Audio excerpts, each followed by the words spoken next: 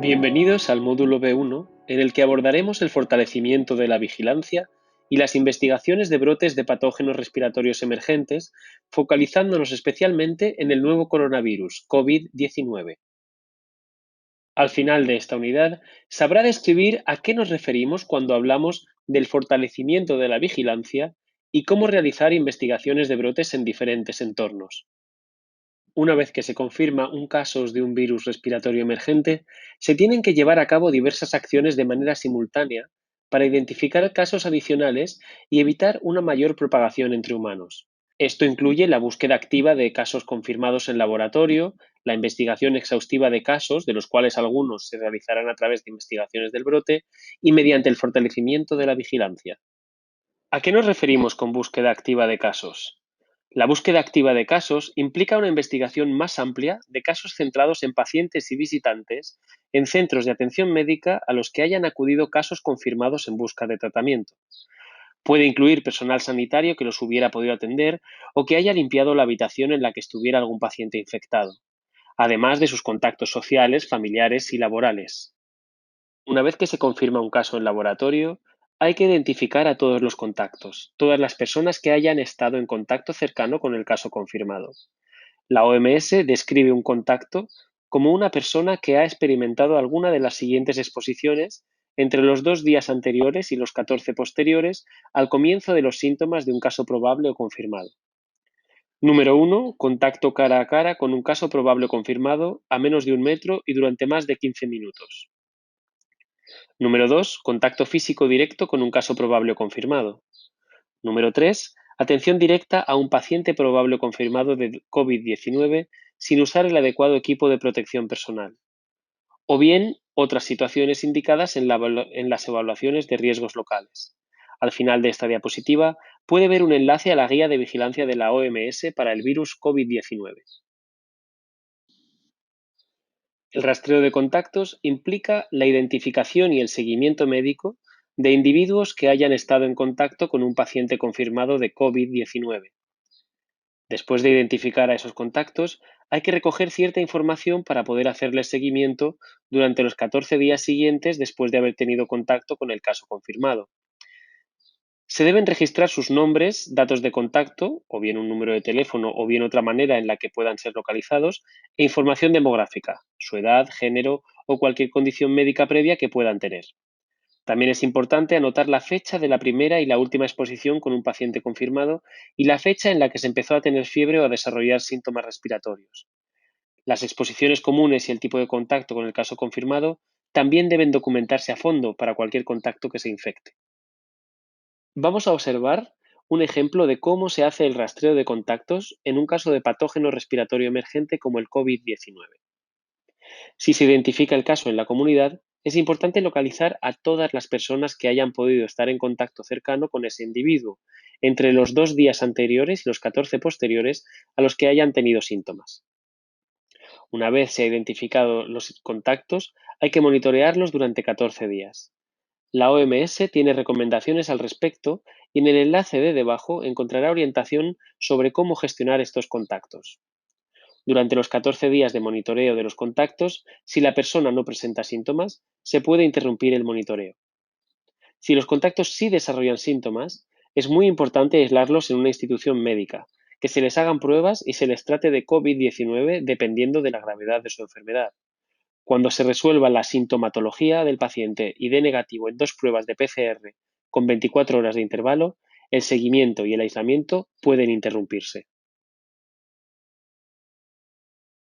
Veamos ahora un ejemplo de rastreo de contactos en un caso de patógeno respiratorio emergente como el COVID-19, cuando el caso se identifica en un establecimiento médico. Si se identifica en un establecimiento sanitario, es importante localizar a todos los que hayan podido estar en contacto con el paciente confirmado. Los contactos pueden incluir familiares, visitantes o personal sanitario que haya atendido al caso confirmado. La OMS tiene recomendaciones al respecto y en el enlace de debajo encontrará orientación sobre cómo gestionar estos contactos. Para el seguimiento, la OMS recomienda que se les haga pruebas para el COVID-19 a los contactos del personal sanitario. Si están infectados, deberán aislarse y recibir el tratamiento adecuado a la gravedad de su enfermedad hasta que den negativo en 2 pruebas y se haya resuelto su sintomatología. A los contactos de trabajadores no sanitarios se les deberá hacer seguimiento y pruebas si desarrollan síntomas. En caso de estar infectados, deberán aislarse en una institución médica y recibir tratamiento adecuado a la gravedad de su enfermedad, y podrán recibir el alta cuando se haya resuelto su sintomatología y hayan dado negativo en 2 pruebas con 24 horas de intervalo. Existen muchos tipos de investigación de brotes que se pueden hacer si tiene un caso o un grupo de casos, o si tiene un brote mayor de un patógeno respiratorio emergente, como el nuevo coronavirus. Lo primero que es realmente importante hacer antes de empezar a investigar un brote es reunir un equipo multidisciplinar. Es esencial que haya diferentes disciplinas en ese equipo para que cuando se lleve a cabo la investigación haya personas adecuadas para cada parte de la misma. Se deben incluir a epidemiólogos, médicos que puedan proporcionar evaluación clínica, personal de laboratorio o virólogos que puedan hacer una recolección de muestras biológicas y asesorar sobre los tipos correctos de muestras que es posible obtener. También especialistas en prevención y control de infecciones y, sobre todo, especialistas en comunicación de riesgos y participación comunitaria. Si el brote surge en un área donde la exposición de interés es un animal, es esencial que en el equipo se incluyan especialistas en animales. Antes de poner en marcha la investigación, el equipo tiene que recopilar tanta información sobre antecedentes del brote y el grupo de casos como sea posible. Y tiene que reunir los materiales y suministros necesarios, como por ejemplo equipos de protección personal, o la recolección de muestras y materiales de transporte, antes de dar comienzo a la investigación. Además, se deberá informar a las autoridades locales pertinentes de salud pública y salud animal.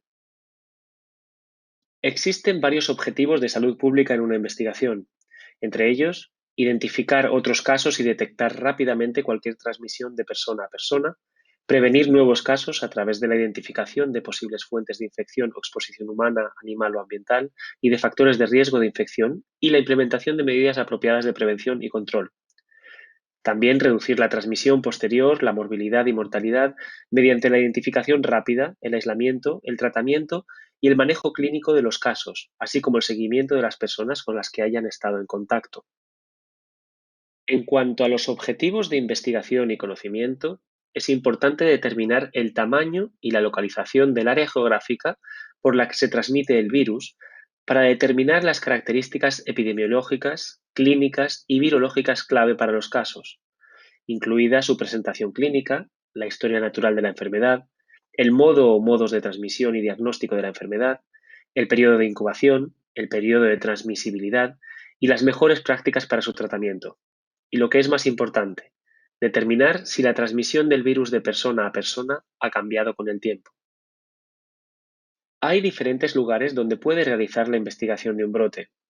La primera que describiremos es la investigación de un brote en un centro de salud, y esta se llevará a cabo donde un paciente haya recibido tratamiento. El objetivo de esta investigación en un entorno de atención médica sería identificar otros casos que puedan haber estado en contacto con el caso confirmado o sus muestras biológicas, incluidos otros pacientes, profesionales sanitarios y visitantes. Y lo que habría que hacer es identificar cómo se infectaron esos casos secundarios, es decir, cuál fue la exposición que provocó la infección y poder recomendar rápidamente medidas que eviten el contagio de persona a persona. Otras investigaciones importantes para los patógenos zoonóticos, como los agentes patógenos que se trasladan de los animales a los humanos, son las investigaciones ambientales y de salud animal.